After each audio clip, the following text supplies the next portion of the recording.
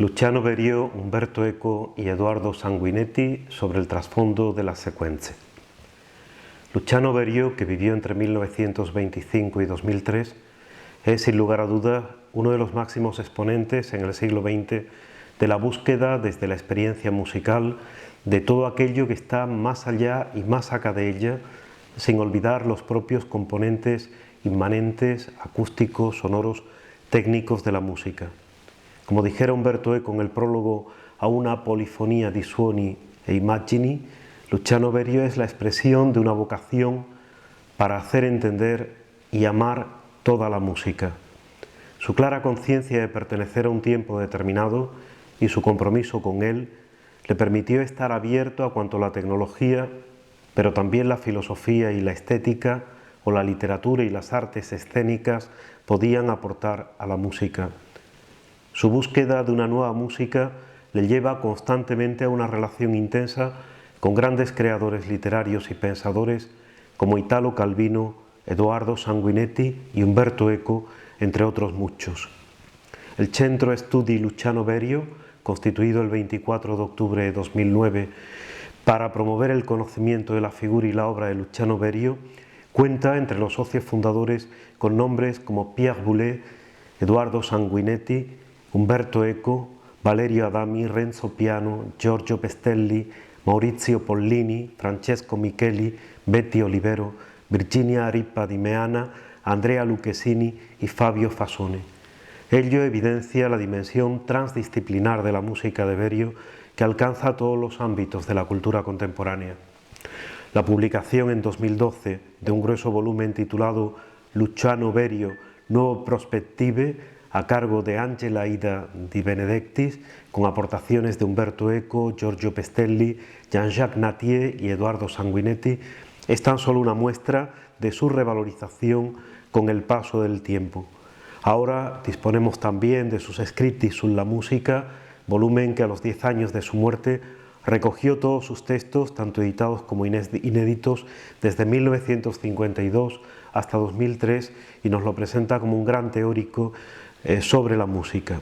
El mismo año se publicaría en Feltrinelli C'è musica e musica, una colección de 2 DVDs acompañada del libro Una polifonía di suoni e immagini, con prólogo de Umberto Eco, como ya hemos indicado. E incluso este mismo año 2016, L'Harmattan ha publicado 2 volúmenes sobre el teatro musical de Luciano Berio, poniendo de nuevo de relieve su extraordinaria actualidad. Plantear las extraordinarias y fecundas relaciones de amistad que unieron a Berio con Umberto Eco, que vivió entre el 32 y 2016, y con Sanguinetti, 1930-2010, sería una tarea que excedería con mucho el limitado tiempo que tenemos, que queremos dedicar también a la secuencia siempre de fondo. Sin embargo, es tarea que nos permite entender mucho mejor la compleja peripecia vital de quienes nacieron y crecieron en Italia bajo el fascismo mussoliniano, vivieron la Segunda Guerra Mundial e hicieron aportaciones esenciales en la dopoguerra en todos los ámbitos de la experimentación cultural, de las hibridaciones genéricas y de la crítica social y política de la cultura. Luciano Berio, Umberto Eco y el estudio di fonología della RAI.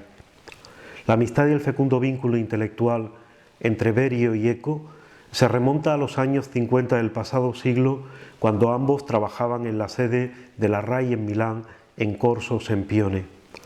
Recién graduado en filosofía por la Universidad de Turín, con apenas 22 años, en 1954, Umberto Eco conseguiría un contrato con la naciente radiotelevisión italiana que mantendría entre 1955 y 1958, años cruciales en los que elaboraría su tesis doctoral sobre el problema estético en Santo Tomás de Aquino, realizado bajo la dirección de Luigi Pareison, impulsor de la estética y de la formatividad, y presentada en 1956. Para Eco fue fundamental conocer a Berio en el marco de la creación del estudio di fonología della RAI, que el músico, interesado en aquel momento en la música electrónica, puso en marcha junto a Bruno Maderna en 1955 y por el que pasaron grandes compositores como Cage, Manzoni, Nono o Donatoni. Se trata, como sabemos, de uno de los grandes institutos que impulsó la música electroacústica en Europa, junto con el Northwestdeutscher Rundfunkstudio en Colonia. El gran semiólogo ha confesado que fue el estudio donde tuvo acceso al Cours de Linguistique Générale de Saussure o a los Principes de Phonologie de Trubetskoy, volúmenes que él tomó prestados en el estudio de fonología y que, dice naturalmente, no he restituido nunca por derecho de conquista.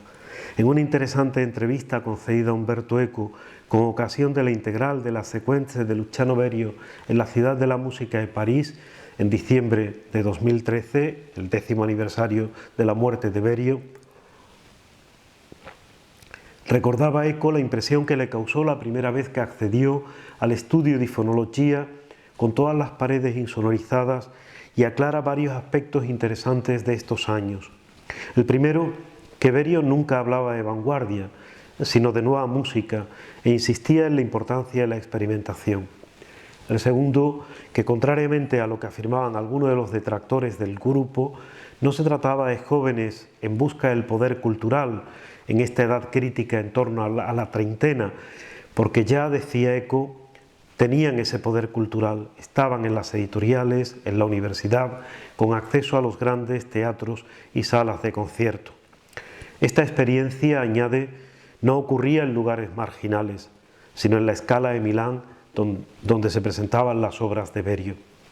Sin embargo, se trataba de jóvenes insatisfechos que buscaban algo nuevo y que participaban de una común atmósfera cultural y se consideraban entre ellos compañeros de viaje. Berio, confiesa Eco, era muy sensible a la relación entre música y espacio, así como a las condiciones acústicas en las que se ejecutaba la música.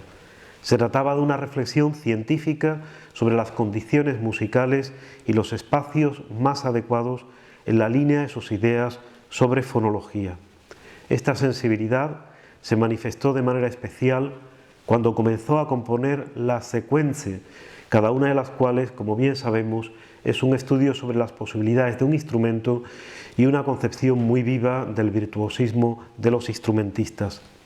Recuerda Eco especialmente el momento en que Berio compuso la secuencia 1 para solo de flauta, especialmente dedicada a Gazzelloni, y cuenta la anécdota de que una de las veces que coincidió precisamente con el gran instrumentista de flauta Gazzelloni en el ascensor, el propio Eco tuvo la osadía de tocar la flauta dulce, que parece que dominaba con bastante virtuosismo. Un segundo momento importantísimo en la relación Berio-Eco es el homenaje a Joyce. Omaggio a Joyce, documenti sulla qualità onomatopeica del linguaggio poetico, documentario radiofonico per voce e nastro magnetico realizzato nello studio di fonologia di Milano in collaborazione con Umberto Eco de 1958, es, como digo, uno de los logros más interesantes de este trabajo conjunto. Se trataba de un evento musical basado en las onomatopeyas del capítulo 11 del Ulises de Joyce, pero sobre todo era un intento de comprender los significados trabajando los significantes, y en última instancia era un homenaje al lenguaje como llave para comprender el mundo. La retransmisión radiofónica fue para Berio una ocasión extraordinaria para seguir profundizando en las relaciones entre sonido y palabra, y fue el preludio de la ópera electrónica tema Omaggio a Joyce, años en los que también Berio impulsó la importantísima revista Incontri Musicali, que a pesar de solo tener 4 números desde 1956 a 1960, ofreció aportaciones de tanto interés como l'Opera in movimento e la coscienza dell'epoca de 1956 de Umberto Eco, que anticipaba muchas de las orientaciones que posteriormente plantearía en su libro Ópera Aperta del 62. Recordemos que fue precisamente en la revista Incontri Musicali donde se produjo el primer gran debate entre la teoría de la Neue Musik y la lingüística estructural, con una polémica entre Pousser y Nicolas Rouet, que también Eco recuerda que fue la ocasión del inicio de aquellas veladas musicales organizadas por Pierre Boulez en París a finales de los años 50, donde Eco tuvo la ocasión de conocer a Roland Barthes. Como vemos, relaciones intelectuales siempre bajo el signo de la música. En la nota de homenaje que la Fundación Luciano Berio ofreció con ocasión de la muerte de Umberto Eco, se sintetiza muy adecuadamente la relación fraternal entre ambos, basada en una comunidad intelectual y afectiva, vivida con intensidad de conocimiento y también, como dice la Fundación, con dolce ironía. La presencia de Eco, dice la Fundación, fue también determinante para las primeras experiencias de teatro musical del compositor. De las discusiones entre Eco, Berio y Furio Colombo nació la idea de transcribir una representación del naufragio del transatlántico Titanic, que confluiría posteriormente en la acción escénica ópera de 1970, mientras que ya con ocasión del estreno absoluto del Passaggio en la Piccola Scala de Milán en 1963, Eco firmó el texto introductorio para el público. Una nueva ocasión de colaboración se concretó para la performance italiana del gran contenedor musical que lleva el título Questo vuol dir che, presentado en Roma en el Foro Itálico el 24 de octubre del 70, para el cual Umberto Eco prestó la voz como speaker. Las ideas sobre el teatro musical constituyeron también el tema central de la entrevista Eco in Ascolto, 1986, cuyo título es una clara alusión a la ópera de Berio, Un re in ascolto, reflexión a dos voces escenificadas entre provocación y perfecta sintonía entre dos amigos, con texto de Italo Calvino, como veremos más detenidamente adelante. Incluso debemos a Eco la reposición de las Lezioni Americane en la Universidad de Bolonia, que habían sido ofrecidos por Berio en Harvard entre el 93 y el 94. Publicadas por Einaudi tras la muerte del compositor en el año 2006, fueron saludadas por Eco como las reflexiones de un pensador en todos los ámbitos, del que estas páginas son quizá el testamento intelectual. Detengámonos por un momento sobre Eco in Ascolto, el diálogo entre Umberto Eco y Luciano Berio. Nos parece que es un documento precioso, elaborado en 1986, en cuyo título, como dijimos, resuena Un re in ascolto, la ópera del 84 que surgió de la colaboración de Berio con Italo Calvino. En la entrevista parte Eco de la constatación del lugar especial que ocupa en la obra de Berio la experimentación con la voz humana, especialmente en sus composiciones para la que fuera su esposa, Katy Berberian, e igualmente constata que en las ocasiones en que Berio se ha acercado a la ópera en su definición más convencional como género narrativo, también ha estado más interesado en la voz que en la historia. Con todo, indica Eco que entiende que Berio también ha experimentado con el género como convención social que genera unos horizontes de expectativas. Berio le responde desde una perspectiva muy concreta de experimentación. Durante toda la vida, dice, he ido acumulando muchas experiencias diversas y siempre he querido conocer sobre el terreno cómo funcionaban todos los materiales de la música. La creatividad es siempre contradictoria y ha de poder medirse sobre materiales, formas y contenidos diversos. La desesperación del significado la vivo desde el punto de vista del músico, es decir, un poco savant y otro bricoleur. Berio insiste en su necesidad de situar en una dimensión diferente sus propias experiencias musicales y ello le impulsa a indagar en posibilidades del teatro musical, como prefiere llamar a experiencias como Passaggio, ópera, la vera historia o Un re in ascolto. Nuestro compositor es taxativo.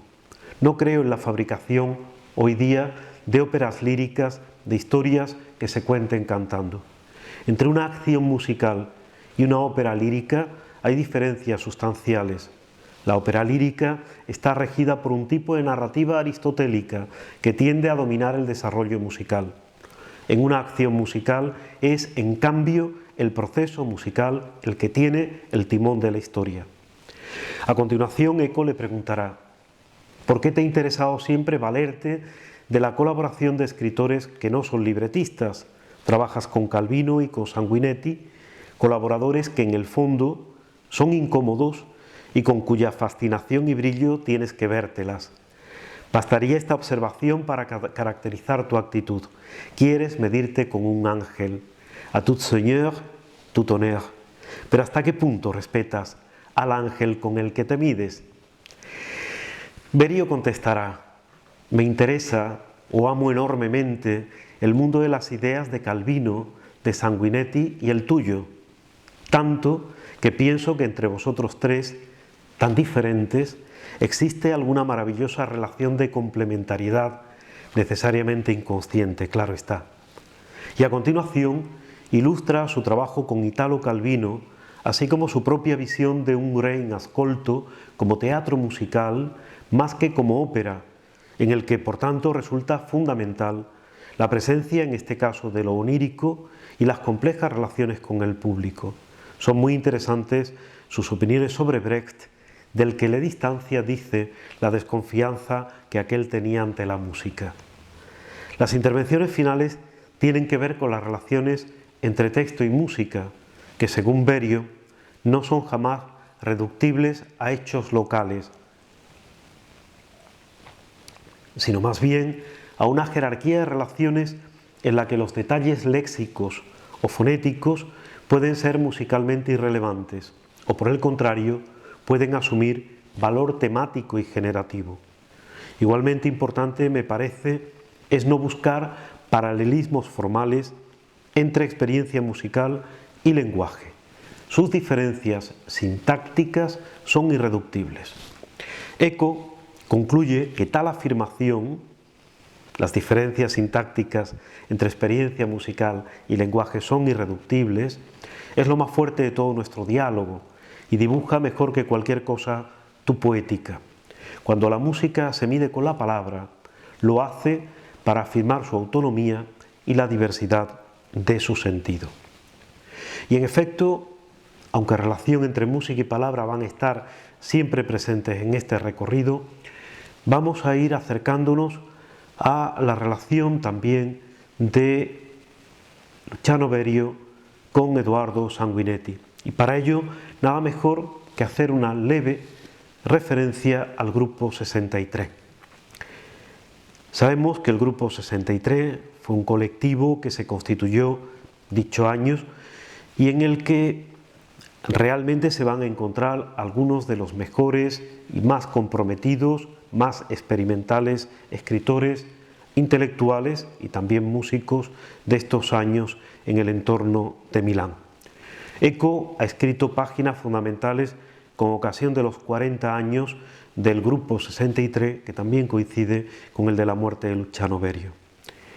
No podemos detenernos en los antecedentes en los que la publicación de Il Verri, la revista, o de la antología de Novissimi, en la que ya aparecía Sanguinetti, fueron hitos importantes. Según Umberto Eco, si no hubiera existido el Grupo 63, no había escrito El nombre de la rosa. El Grupo 63, dirá, movimiento de neovanguardia literaria, perseguía una búsqueda experimental de las formas lingüísticas y el contenido que rompiera con los esquemas tradicionales. A ellos les debe la propensión a la aventura otra, el gusto por las citas y el collage, tan importante también en Berio y Sanguinetti. En una interesante entrevista realizada a Umberto Eco por Antonio Gnoli, nuestro autor declara: mi opinión es que si no hubiera existido el Grupo 67, yo no habría escrito El nombre de la rosa, y si de todos modos hubiera escrito una novela, la habría escrito probablemente como Carlo Casola, o si me iba bien, como el primer Calvino. Al Grupo 63 le debo la propensión a la aventura otra, al gusto por las citas y el collage, con una diferencia. Ellos eran minimalistas, mientras que yo he tratado de impulsar la literatura a una dimensión maximalista. Nos unía, en todo caso, el mismo gusto. Constituido inicialmente en Palermo en octubre del 63, tras un encuentro celebrado en Solunto, entre sus nombres podemos encontrar una larguísima relación de autores: Alberto Arbasino, Luciano Anceschi, Renato Barilli, Achille Bonito Oliva, el propio Sanguinetti, Lamberto Pignotti, Umberto Eco. Y aunque se disolvió en el año 69, el grupo fue muy activo publicando la revista Malevolge, Quindici y Grammatica, al tiempo que tuvo una importante influencia en las grandes colecciones como Materiali de Feltrinelli o la Ricerca Letteraria de Einaudi. Precisamente la idea de trabajar como el grupo 47 fue sugerida por el músico Luigi Nono. No nos corresponde aquí hacer un perfil de Eduardo Sanguinetti como poeta, narrador, crítico, traductor, político. Simplemente recordaremos la importancia de Laborinthus, 1956, en el marco del experimentalismo y la disgregación del lenguaje. La importancia del uso de la técnica del assemblage en su poesía proveniente del mundo de la pintura. La evolución desde el intelectualismo presente en su obra primera hacia la concreción cotidiana ya clara en su recopilación Triperuno. Su antología Microcosmos, poesía desde el 51 al 2004, ofrece un balance de 50 años que el propio poeta caracterizará así. En 50 años muchas cosas han cambiado profundamente y ha cambiado también la poesía, pero no ha cambiado, sin embargo, el papel de los poetas, el de diseñar el perfil ideológico de una época. La ideología no es una profesión de fe, es una visión del mundo en un mundo que evidentemente cambia. Tomamos el ejemplo del concepto de lo bello. Su valor está entre los más inestables de la historia de la humanidad. En una de las muchas declaraciones que Berio realizó a lo largo de su vida sobre su amigo Sanguinetti, afirma: siempre he amado a Eduardo Sanguinetti en el verdadero sentido de la palabra. Lo amo porque es incómodo.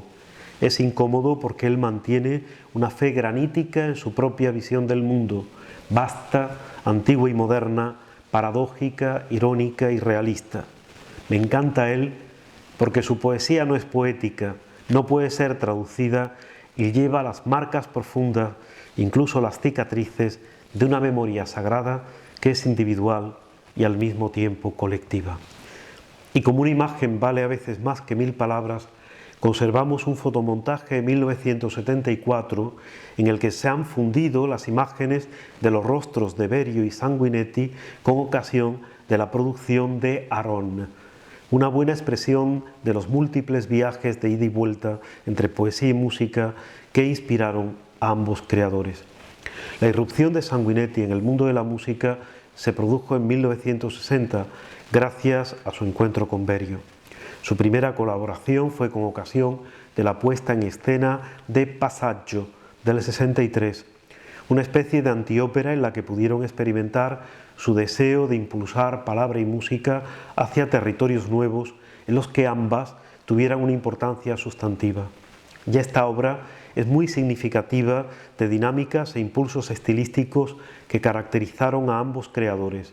La importancia del collage, de las citas, de la intertextualidad, con textos desde la Biblia al de Rerum Natura de Lucrecio, de la polifonía en esa multiplicidad de voces verbales y musicales, y las dimensiones plurilingüísticas.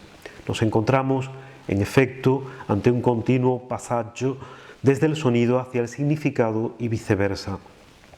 Para Berio Sanguinetti, el cuestionamiento de los significados convencionales es fundamental.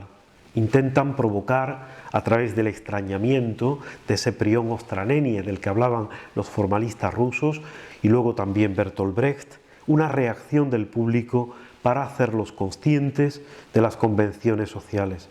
No olvidemos que ambos creadores estaban muy vinculados, Sanguinetti incluso como diputados, al Partido Comunista Italiano. Mucho más elaborada aún es la colaboración para Laborinthus Due entre el año 63 y 65, ópera para voces, instrumentos y cinta magnética encargada por la radio francesa con ocasión del 7º centenario del nacimiento de Dante. El título venía del primer volumen de poemas de Sanguinetti, Laborinthus, del año 56, pero la obra hacía resonar las voces de Ezra Pound, T.S. Eliot, Isidoro de Sevilla o Dante. La voluntad del poeta era superar el lenguaje común y alienado hacia una lengua capaz de despertar y golpear la conciencia de los espectadores, esplorare zone critiche tra il significato e il suono in cui il segno verbale si crea e si cancella. Para ello, durante estas décadas y hasta finales de los 80, la música sería esencial para Sanguinetti, como testimonia el volumen antológico Per Musica, publicado en el 93. Por ello dirá: he comenzado a trabajar en colaboración con músicos al inicio de los 60, especialmente con Berio. Berio es tal vez el músico que mejor encarna mi idea de colaboración que se ha prolongado hasta hoy. Con Berio y con otros músicos el trabajo era de vez en vez mudable. Sin embargo, tenía la constante de pertenecer siempre a ese género de música que consideramos grave, seria, vinculada al teatro, a la sala de concierto o incluso a soluciones camerísticas, pero lejana de una cierta llamada pop music. Quiero decir que es una música para una larga permanencia, que incluso utiliza modalidades de comunicación populares, nacidas o convertidas en tales. Ese ámbito me ha apasionado siempre. En primer lugar, a través de las sugestiones del jazz, más tarde con el desarrollo del rock y otras formas más recientes. También colaboraron Berio y Sanguinetti, como dijimos, en la ópera radiofónica Aron del año 74, producida para la radio danesa Kro, cuyas primera y última frase son las siguientes: en principio era la parola, nella mia fine c'è la mia música. Exponente de esa estrecha y fecunda colaboración entre los dos grandes exponentes de la llamada neovanguardia artística italiana. Y queremos cerrar nuestro recorrido con los textos que elaboraría Eduardo Sanguinetti para cada secuencia. Una serie de dísticos con la marca gráfica de la secuencia, los dos puntos, una importantísima dimensión dialógica, siempre un tú y un yo presentes, en los que la dimensión del significante, con importantísimos juegos aliterativos y onomatopéyicos, nos lleva a figuraciones nuevas de significados que estallan en contacto con la música de cada una de las secuencias y que por ello son prácticamente intraducibles. Ofreceré a continuación una relación de las secuencias con el número asignado, el año de composición y algunos de los intérpretes a los que fueron dedicadas, así como los dísticos que Sanguinetti escribió al frente de algunas de ellas una vez que se habían escrito ya durante los años 94, 95 y posteriormente el relativo a la secuencia 14. Intentaré ofrecer además, aunque sea limitadamente, una versión al español.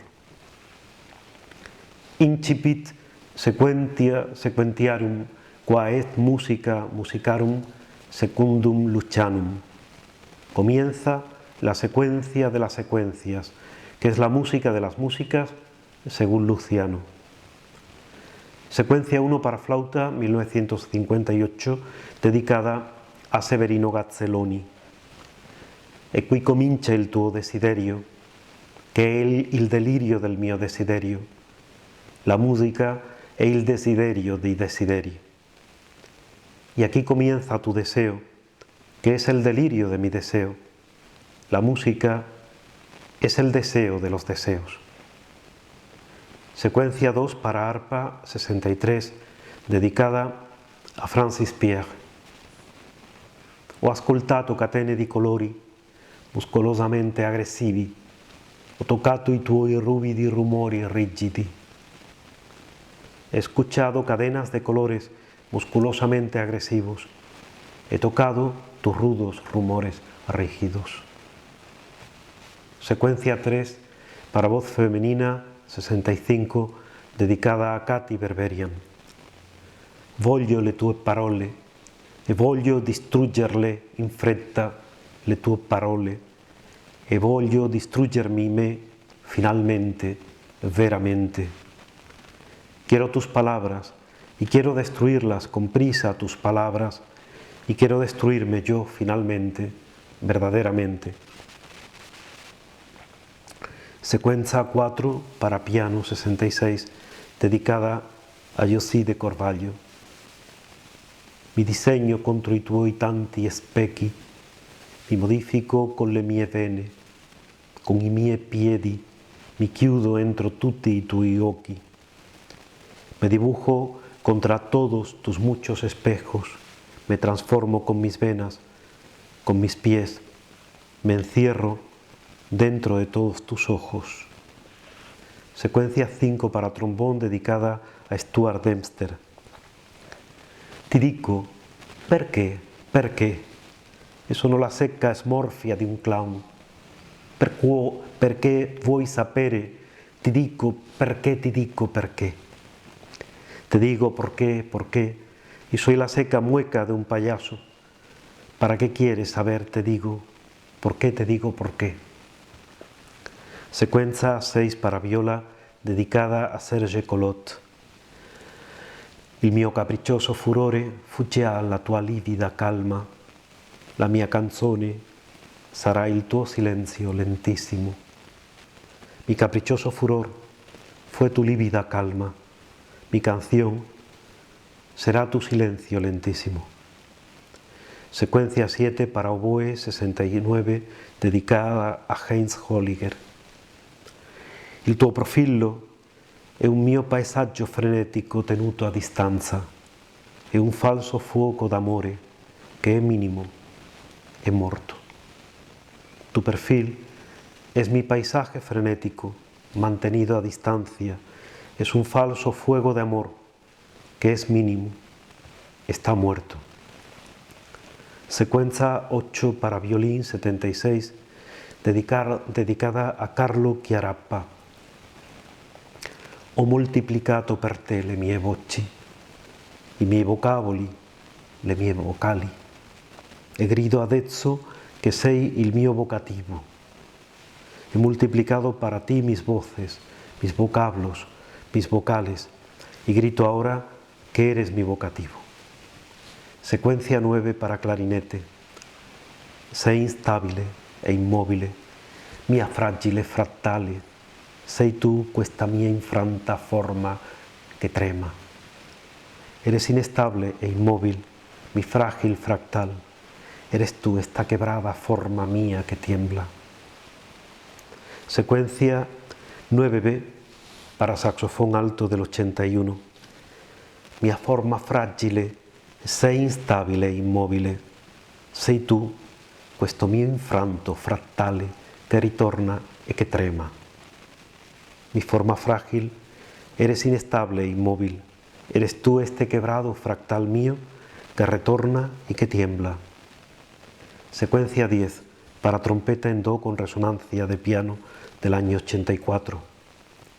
Descrivi i miei confini e stringimi in echi, in riflessi, a lungo e disinvoltamente diventami me, tu, per me.